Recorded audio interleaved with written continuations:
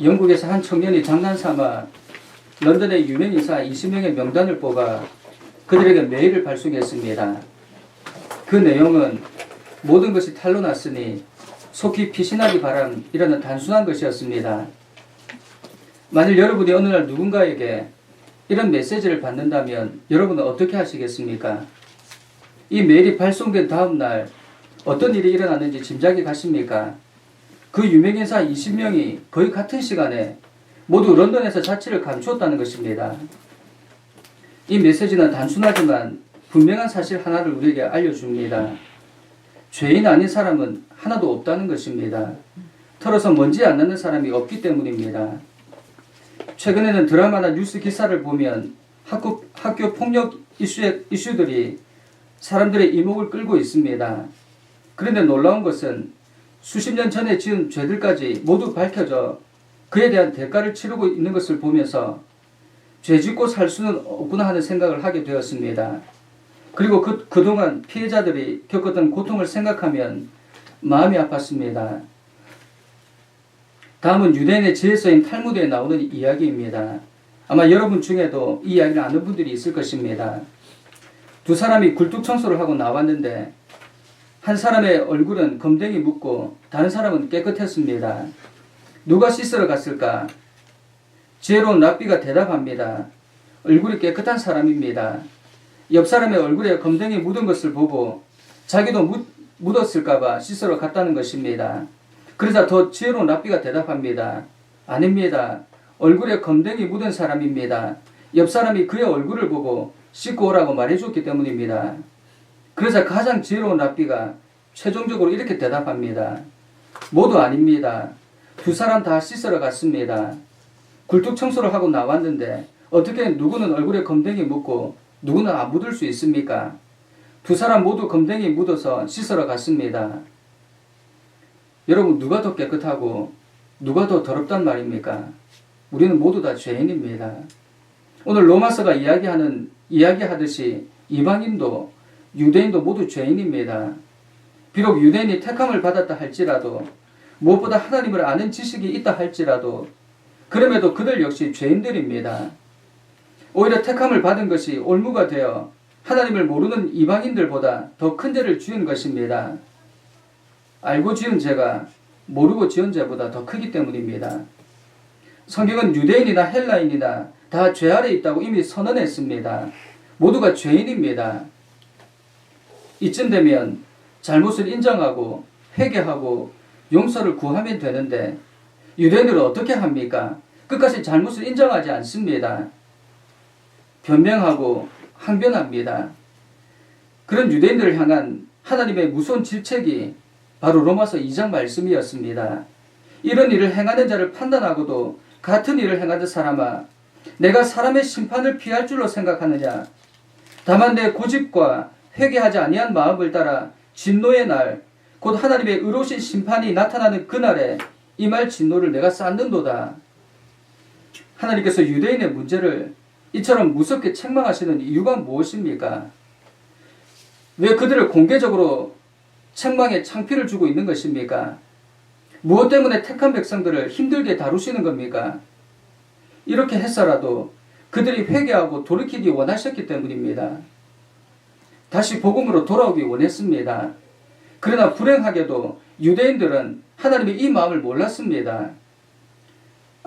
말씀 앞에서 회개하고 초심으로 돌아가고자 애쓰기는커녕 모든 책임을 하나님께 돌리며 변명했다는 것입니다. 그 내용이 바로 오늘 본문 말씀입니다. 도무지 말을 듣지를 않습니다. 그런데 바울은 오늘 이런 유대인들의 잘못을 지적하면서 특수한 문학 기법을 사용하고 있습니다. 그것이 바로 디아트리베라는 수사법입니다. 이 수사법은 가상의 인물을 설정하고 그와 주고받는 대화 형식의 글을 말하는 것입니다. 즉 가상의 인물과 대화하며 질문하고 답하는 것이 바로 디아트리베 수사법입니다. 바울은 왜 이렇게까지 하는 것인가? 그들이 돌이키게 하려고, 회개하게 하려고. 오늘 본문에서 바울이 이 방식을 통해 유대인들의 잘못을 세 가지로 정리하고 그것에 대해 답하고 있습니다. 구체적으로 그들이 무슨 잘못을 범하고 있습니까? 그들이 무엇에 대해 항변하고 있습니까? 그 첫 번째 항변이 유대인들의 나음이 무엇이며 할례의 유익이 무엇이냐는 것입니다. 이 말은 우리 유대인들이 이방인에 비해 나은 것이 하나도 없다는 말인가? 유대인이 이방인과 동일하게 심판을 받는다면 선민으로서의 특권이 무엇인가라는 의미입니다. 그들은 죄를 쌓고 있으면서도 자신들이 이방인들보다 낫다 생각하고 있습니다. 그래서 바울이 2장에서 유대인인 것, 할례를 받은 것이 뭐 어쨌다고, 아무 소용이 없다고 지적하고 책망한 것에 대해 유대인들이 이렇게 항변하는 것입니다. 여러분, 우리가 그리스도인으로 나은 것, 유익이 무엇입니까? 우리가 가진 특권이 무엇입니까? 믿는 자나 믿지 않는 자가 차이가 없다면 우리가 믿어야 될 이유가 무엇입니까? 이에 대한 바울의 대답은 하나님의 말씀이 주어진 것, 이것이 가장 큰 특권이라 이야기합니다. 이것이 얼마나 큰 특권입니까? 적어도 몰라서 죄짓지는 않을 것입니다. 두 번째 항변은 3절 말씀입니다. 어떤 자들이 믿지 아니하였으면 어찌하리요? 그 믿지 아니함이 하나님의 미쁘심을 패하겠느냐? 이 말은 그들의 불신앙, 믿지 않음이 하나님의 약속을 깨뜨릴 수 있는가? 불신앙 때문에 그들에게 주어진 특권이 취소될 수 있는가? 하나님을 믿었을 때 주어진 특권이 믿지 않는다고 취소되는가 하는 것입니다. 바울은 그럴 수 없다 답변하고 있습니다. 비록 우리가 죄를 지어도 하나님을 떠나도 하나님은 여전히 우리를 사랑하신다는 것입니다. 왜냐하면 하나님은 변치 않으시고 참되시기 때문입니다. 사람들은 변해도 하나님은 변치 않습니다. 비록 그들이 죄를 짓고 불순종해도 하나님은 약속을 파기하거나 취소하는 분이 아니라는 것입니다. 하나님의 미쁘심이란 하나님은 신실하셔서 한번 정한 것은 변치 않는다는 것입니다.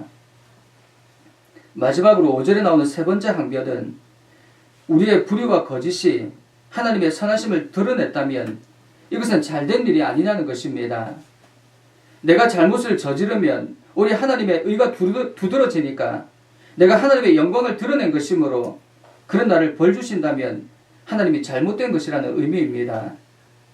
이란에서 주장하는 것이 예수님이 십자가에 달리신 것이 하나님의 계획이라면 만일 가룟 유다가 예수님을 배신하지 않았다면 예수님이 어떻게 십자가를 질 수 있었겠느냐?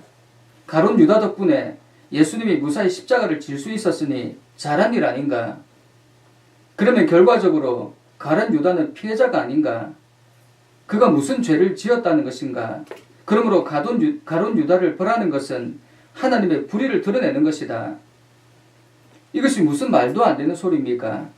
가룟 유다가 배신한 덕분에 예수님이 십자가를 질 수 있었다니 이 얼마나 어이없는 궤변입니까? 이런 논쟁이 무엇을 말하는 것입니까?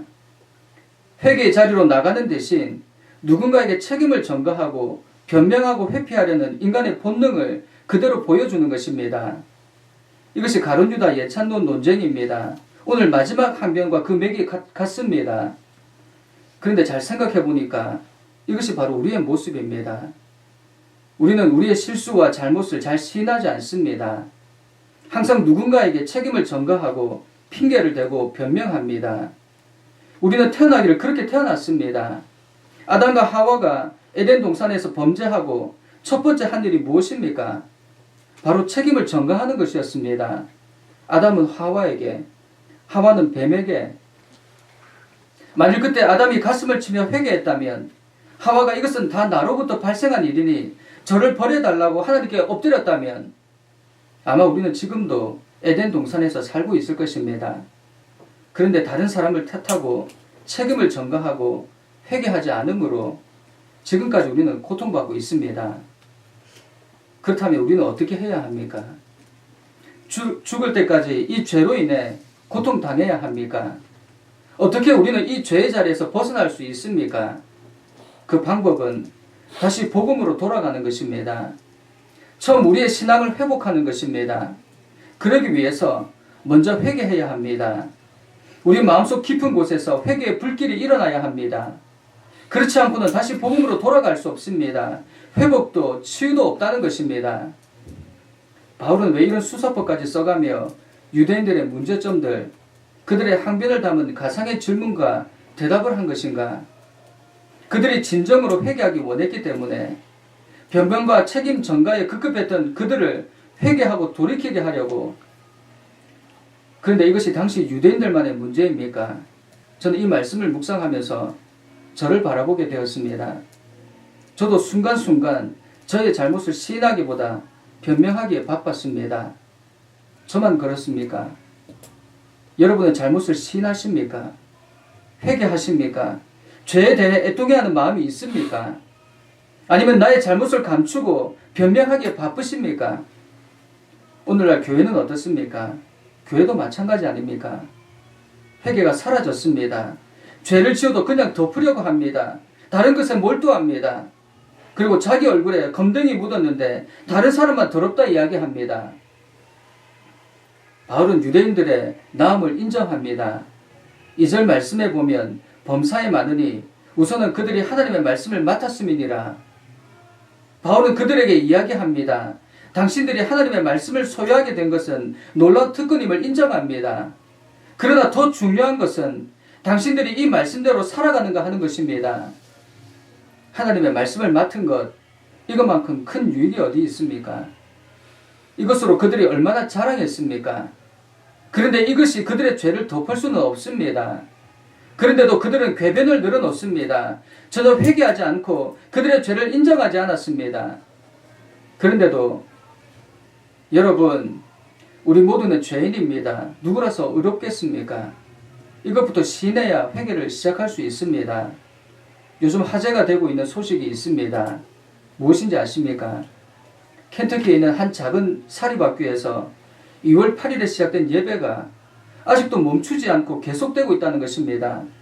이 대학에 있는 소도시에 보름 동안 7만 명이 몰려들어 눈물로 자신들의 잘못을 회개하는 회개 역사가 일어나고 있다는 것입니다. 1904년 영국 웨일즈에서, 1906년 미국 아주사 거리에서, 그리고 1907년 한국 평양에서 일어났던 대부흥이 100년 만에 지금 21세기 우리가 살고 있는 이 시대에 일어나고 있다는 것입니다. 누가 강요하지도 않았습니다. 특별한 형식이 있는 것도 아닙니다. 그런데 사람들이 매일 모여듭니다. 놀라운 일들이 일어나고 있습니다. 저도 이 예배에 참석하고 싶어 영상으로 예배에 참석했습니다. 수천 명이 그 예배에 참여해 찬양하고 말씀을 듣고 기도하는 것을 쉬지 않고 계속 반복하고 있습니다. 저도 10시간 가까이 이 예배에 참여했습니다. 정해진 순서가 있는 것도 아닌데, 유명한 찬양 인도자가 찬양을 인도하는 것도 아니었는데 예배가 막힘이 없고 찬양의 은혜가 넘쳐났습니다. 성령의 인도와 역사가 아니면 불가능한 일입니다. 오히려 이 부흥의 소식을 듣고 유명한 찬양 인도자 목사님들이 학교 측에 섭외를 합니다. 그러나 다 학교는 거절했습니다. 그 학교는 오직 성령님 인도에 맡겼습니다. 그런데 그 예배를 드리는 동안 저도 모르게 마음이 뜨거워졌습니다. 눈물이 흐르고 제 죄를 회개하기 시작했습니다. 메시지를 전하는 사람들, 간증을 하는 학생들 모두 우리의 죄를 회개하고 다시 복음으로 돌아가자고 외쳤습니다. 이 부흥의 시작은 바로 회개였습니다. 이 예배와 기도는 그 학교를 넘어 다른 지역으로까지 번지고 있습니다. 저는 기도하고 있습니다. 하나님, 우리 산정인 교회에도 이런 회개와 부흥의 역사가 일어나게 해달라고, 21세기의 회개와 부흥의 역사를 우리 산정인 교회가 이어가기를 소망한다고. 지금도 예배, 부흥의 불길은 멈추지 않고 있습니다. 바로 오늘 본문을 통해 본문을 시작하면서 우리에게 질문합니다. 그런즉 유대인의 나음이 무엇이며 할례의 유익이 무엇이냐?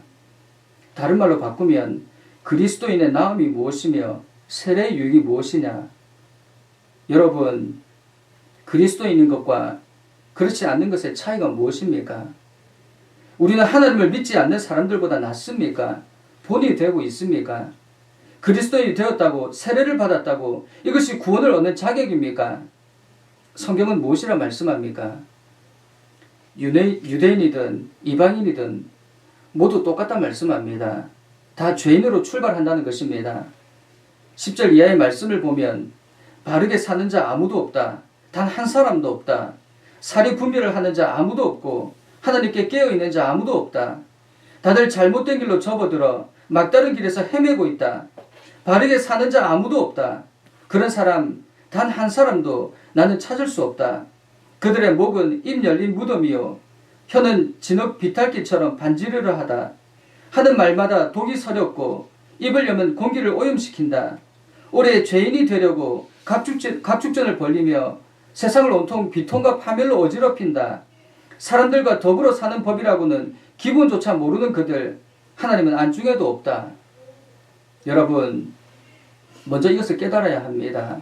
우리 모두는 죄인입니다. 그리스도인이라 더 나은 것이 없습니다. 오히려 더 조심해야 합니다. 유대인들은 이것을 알면서도 무시했습니다. 죄인 줄 모르고 죄를 짓는 경우라면 정상 참작이 되지만 그러나 죄인 줄 알면서도 죄를 짓는다면 그것은 완전히 다른 이야기입니다. 오늘 유대인들은 그들이 택함을 받았고 말씀을 받았는데 왜 하나님의 책망을 받습니까? 자신들의 잘못을 회개하지 않고 오히려 변명만 늘어놓았기 때문입니다. 그들은 하나님의 말씀을 받았지만 전적으로 그 말씀을 받아들이지 않았습니다. 하나님의 말씀조차 자신들의 유익을 따라 취사 선택했습니다. 자신들의 입맛에 맞는 것만 받아들였다는 것입니다.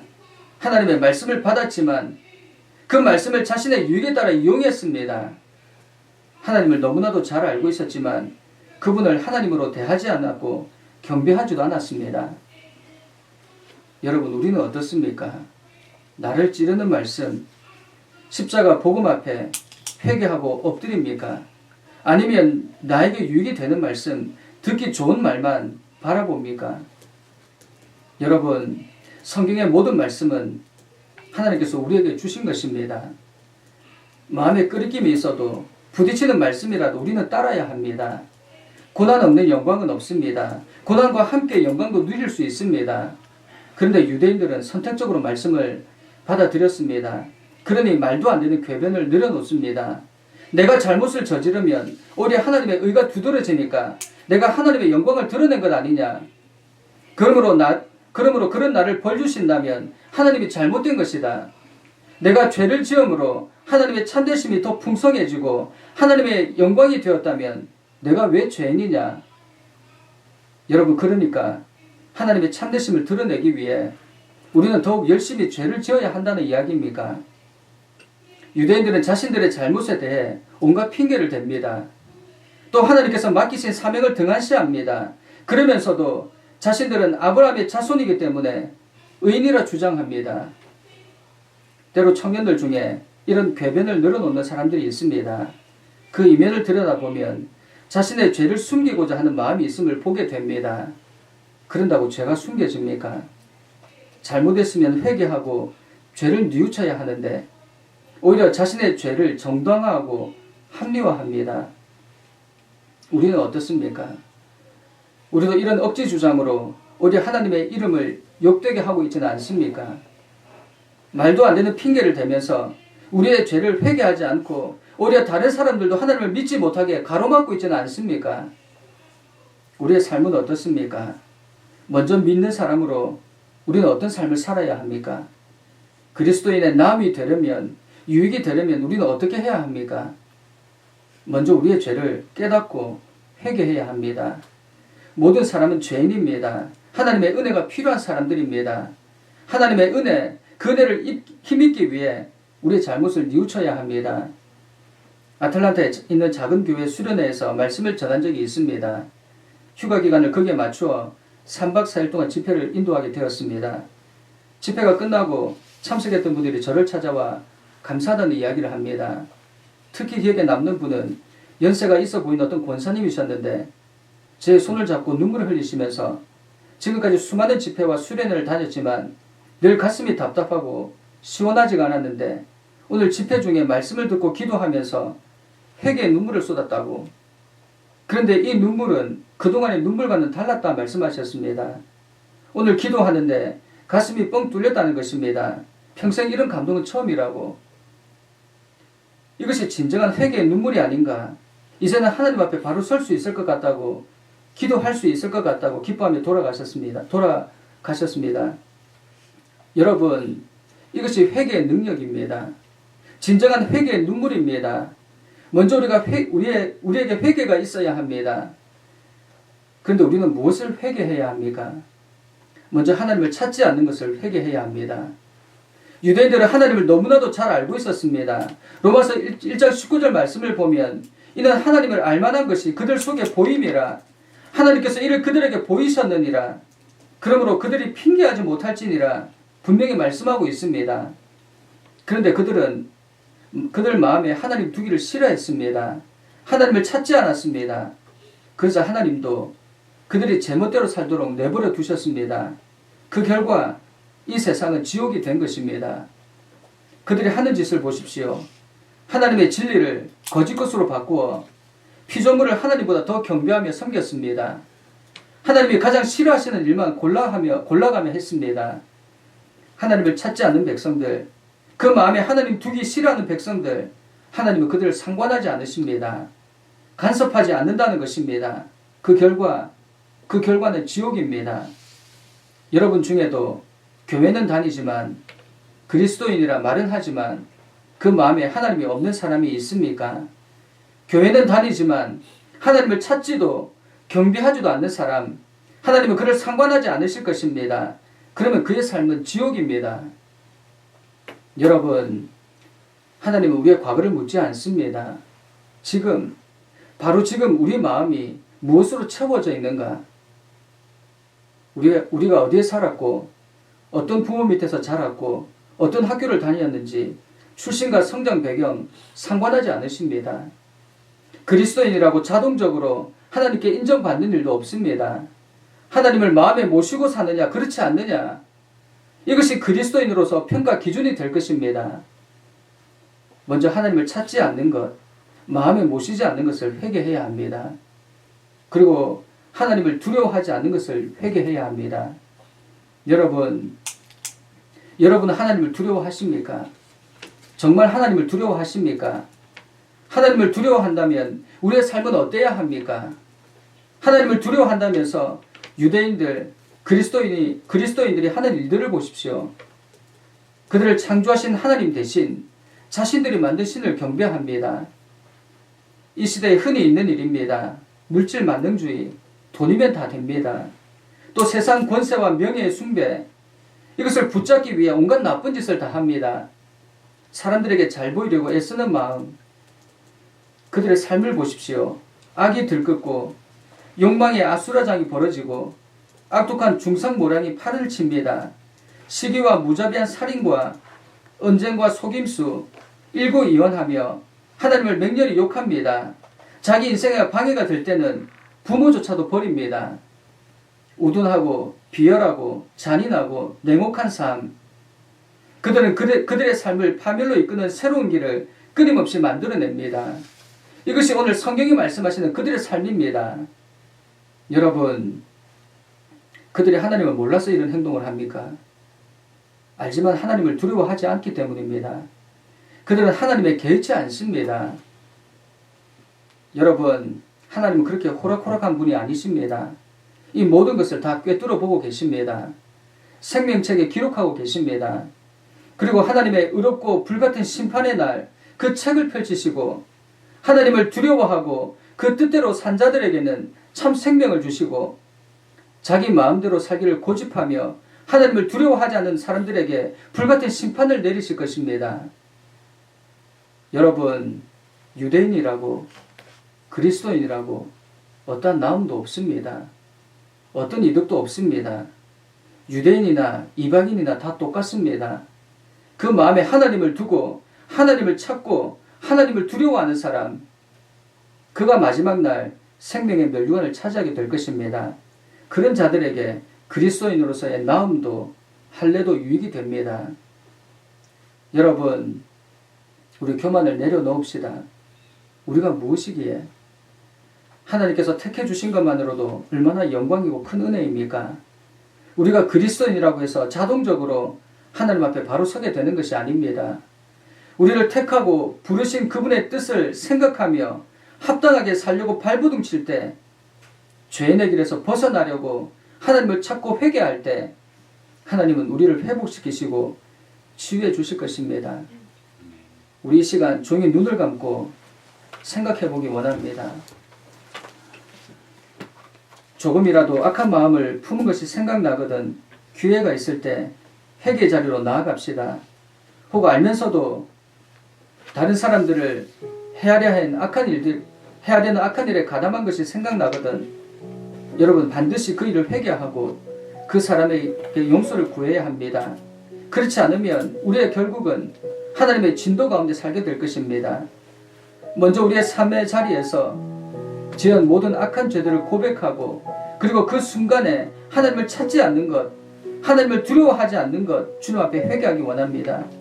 하나님 제가 어리석었습니다. 잘못을 인정하지 못하고 그 순간 죄의 사슬을 끊지 못했습니다. 이 시간 주님의 용서를 구합니다. 다시는 죄의 자리에 있지 않도록 모든 사슬을 끊어주옵소서. 주님 우리의 삶이 다시는 죄로 인하여 무너지는 일이 없도록 마음을 찢는 회개가 있게 하옵소서. 함께 찬양 드리며 기도의 자리로 나아가겠습니다. 여러분 우리 다시 복음으로 돌아갑시다. 예수 이름 붙듭시다. 우리가 죄임을 깨닫고 회개합시다. 하나님의 말씀을 전적으로 믿지 못한 것, 하나님의 뜻보다 우리의 뜻을 먼저 주장한 것, 그리고 하나님이 없는 것처럼 막 살아가려고 했던 마음들 이 시간 다 회개하기 원합니다. 말씀을 준비하면서 기도하면서 주시는 마음은 하나님께서 우리 산정연교회 가운데 지금 켄터키 에즈베리 대학에서 일어나고 있는 구원과 회개의 역사를 우리를 통해 이어가기 원하신다는 것입니다. 우리 이 일에 쓰임 받읍시다. 그러기 위해서 먼저 죄를 끊고 회개해야 합니다. 하나님께서 우리를 통해 역사하실 수 있도록 우리를 내어드려야 합니다. 이 시간 하나님을 마음에 두지 않고 하나님을 찾지 않은 것, 하나님보다 다른 것을 먼저 찾은 것 주님 앞에 회개합시다. 이제는 다른 것 찾지 않고 온전히 하나님만 바라보게 해달라고, 그리고 하나님을 두려워하게 해달라고. 교회 다니지만 그리스도인이지만 하나님을 두려워하지 않는 사람들이 얼마나 많습니까? 그들처럼 하나님을 두려워하지 않고 살다가 후회하는 인생이 되지 않게 해달라고 기도하겠습니다. 하나님을 두려워하는 마음을 주시기를, 하루하루 두렵고 떨리는 마음으로 주어진 삶을 살기 원한다고 이 시간 통성으로 기도하겠습니다. 사랑하는 하나님, 우리의 기도를 들으시는 주여, 이 시간 이곳에 하나님의 영광이 우리와 함께 머물기 간절히 소원합니다. 우리의 힘으로 도저히 어떻게 할 수 없는 죄의 문제들을 주님 앞에 가지고 나왔습니다. 하나님 없이는 살 수 없는 존재인데 그것을 알면서도 우리는 순간순간 하나님이 없는 것처럼 행동할 때가 많았습니다. 온갖 죄들을 다 짚고 돌아서서 후회하며 탄식했습니다. 후회할 것이 뻔한데 그 욕을 뿌리치지 못하고 빠져들 때가 얼마나 많았는지 이 시간 주님 앞에 고백합니다. 이런 우리의 기도와 참회의 심령도 받아주신다면 이 시간 우리가 온전히 회개할 수 있도록 성령 하나님 우리의 기도에 동참하여 주옵소서. 무엇보다 우리의 삶에서 실수로 혹은 고의로 악을 행한 것들이 있다면 주님 앞에 고백합니다. 다른 사람들이 잘 되는 것을 시기하여 그 사람에게 해를 주기 위해 가담했던 죄악들을 이 시간 주님 앞에 내려놓습니다. 어떠한 죄악도 용납하지 않으시는 하나님이심을 알고도 죄를 끊지 못하고 죄를 짓는 자리에 있었음을 회개합니다. 용서하여 주옵소서. 다시는 우리의 이기적인 욕심으로 시기로 말미암아 이웃을 해하는 일이 없게 하옵소서. 그런 일을 볼 때 과감하게 그 길을 막아서는 우리가 되게 하옵소서. 그리고 하나님을 찾는 마음이 우리에게 있게 하옵소서. 매일의 삶에서 하나님을 찾고 구하기 원합니다. 하나님을 알만한 마음이 우리에게 허락하셨는데 우리가 그것을 거부하고 딴 길로 달려갔다면 이제는 돌이키게 하시고 하나님이 주신 마음 거부하지 않고 하나님이 보여주신 것들을 따르게 하옵소서.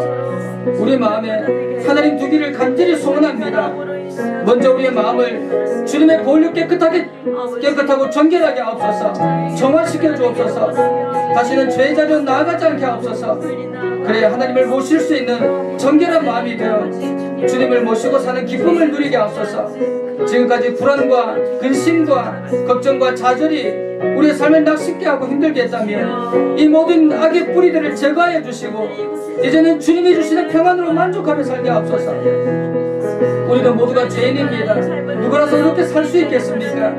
주님의 말씀으로 옳게 됨을 기억하게 하시고 겸손히 말씀 앞에 서게 하옵소서. 우리의 생각과 주장을 내세우지 않고 오직 주님의 뜻에 복종하는 저희가 되기를 간절히 원합니다. 그리스도인이라 스스로 자랑하지 않게 하시고 주님이 사회 먹어 다실 때 우리의 모든 것을 내어드리고 아까워하지 않게 원합니다. 지금 일어나고 있는 부흥의 역사가 이곳에도 임하기를 간절히 소원합니다. 모두가 마음을 열고 예배를 사모할 때, 말씀을 사모할 때 성령의 임재로 이곳이 변화되는 역사가 있게 하옵소서.